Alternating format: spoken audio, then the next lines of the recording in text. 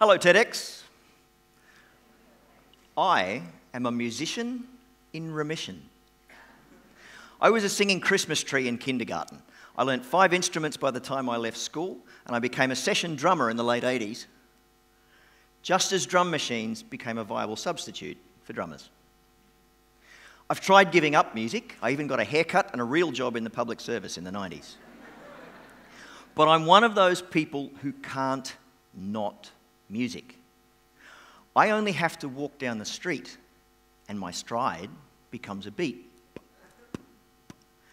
And then the way I move turns the beat into a groove. Then a bird in a tree becomes a melody. And things I can see become lyrics for me.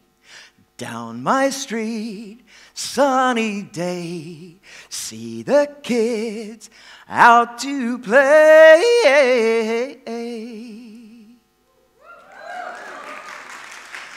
I can't stop it. Songs wake me up at night, literally. A new idea that pops into my head, or an arrangement or a lyric that's been chewing away in the back of it. The good thing about that is that sometimes those ideas put me back to sleep. But despite performing, producing, and publishing music all my life, I've never been able to kick my addiction to day jobs. The comforting thing about that is that I know I'm not alone, and that there are many other people far more talented than I who share that same reality. In my high school was a wonderful clarinetist. She was so good that she played Woody Herman's Golden Wedding, a very tricky jazz standard, at our end-of-year concert and went off to study medicine. I caught up with her at our 30 years reunion a little while ago and I asked her, how did you get on playing clarinet? She said she hadn't touched it in 30 years. She became a doctor and a mum and abandoned her amazing musical talent. If any of this sounds familiar, then you might be, or you might know, one of the 9 out of 10 self-defined artists who can't make a living from their art. This is a tragic waste of passion, energy, and talent, and a missed opportunity for our economy and our culture. Since 98% of us engage with the arts, how much more inspiring would our lives be? How much more vibrant would our culture be if the number of artists who could afford to devote their lives to creating and teaching and connecting with people doubled? What if every suburb had a club where artists of all kinds, painters, writers, dancers, actors, musicians, could gather, create, teach, and inspire their local community with their works?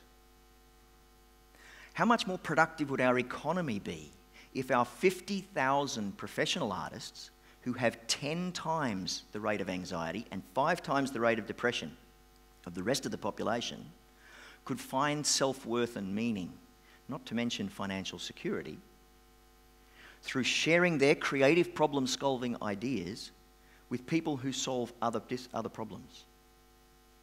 If we not only turn science, technology, engineering, and math, STEM, into STEAM by adding art, but we encouraged and gave resources to our storytellers to make the beautiful complexity of science and technology more meaningful than budgets and parameters and buzzwords like innovation. It turns out that this tragic waste of passion, energy, and talent doesn't happen by accident. It's the direct result of the way the arts are made public. See, what happens is the publishers of creative works go looking for good, market-ready art.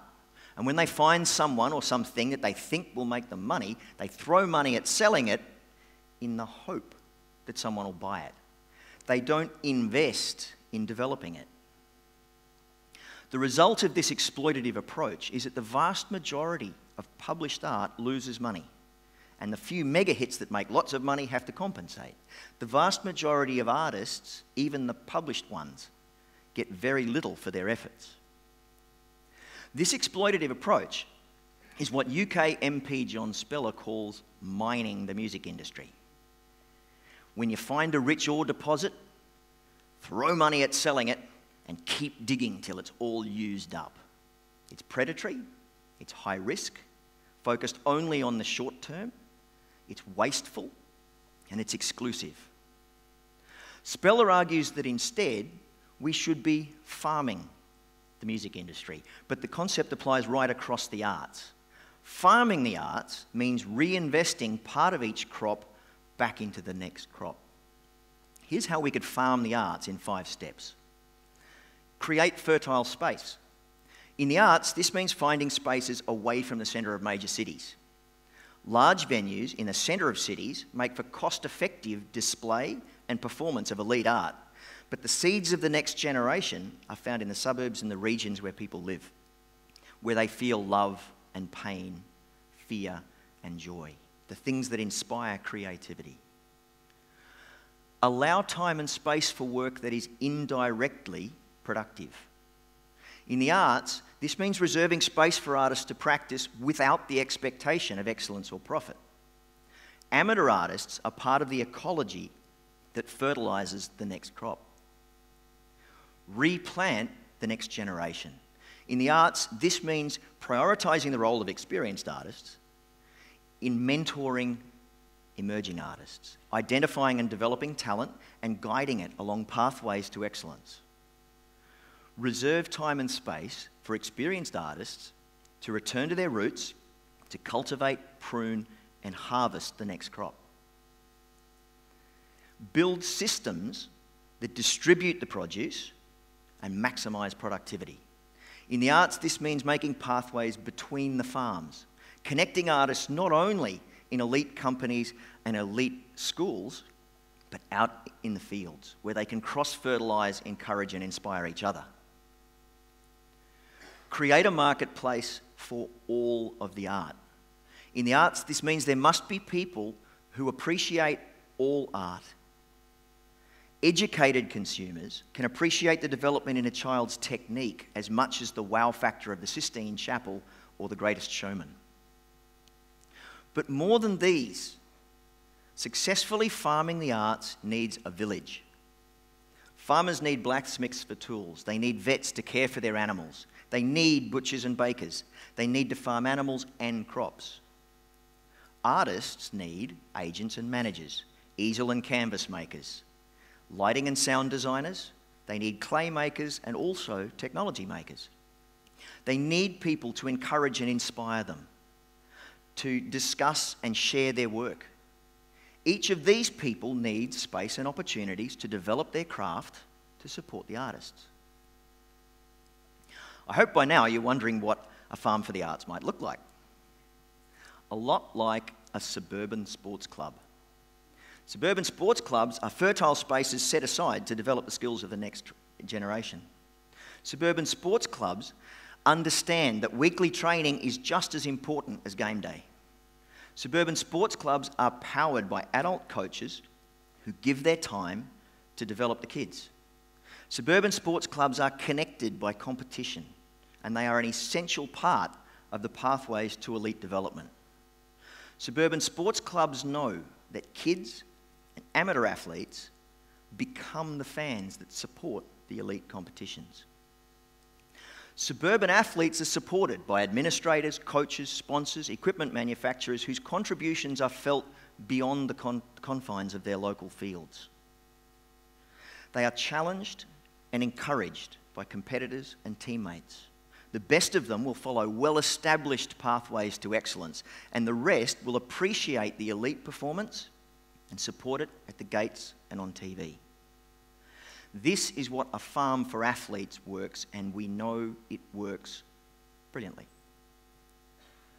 Since nearly half of us creatively participate in the arts, how much richer would our culture be? How much more productive would our economy be if suburban arts farms encouraged and empowered local artists to tell local stories as part of weaving our national tapestry? What if everyone's daily effort was affirmed by songs and images and stories told by local and touring artists? Changing from mining the arts to farming the arts requires that we all become part of the village. Just as a thriving village needs everybody to work hard in their role, so arts farms and sports farms need a balanced community to support them. Here's what you can do if you want to experience a world like that, to create self-sustaining local arts farms. Create fertile space. Find vacant buildings in your local area and turn them into facilities for artists. Tend to the next crop. Allow that amateur sport and amateur art are part of a process that leads to excellence. Support local amateur artists of all kinds and all ages. Connect with and trade with the farms. Regularly visit neighbouring places and bring back ideas for exchanges and exhibitions and collaborations. If we all play our part in creating self-sustaining local arts farms, we can make this world a more affirming, vibrant, and inspiring place.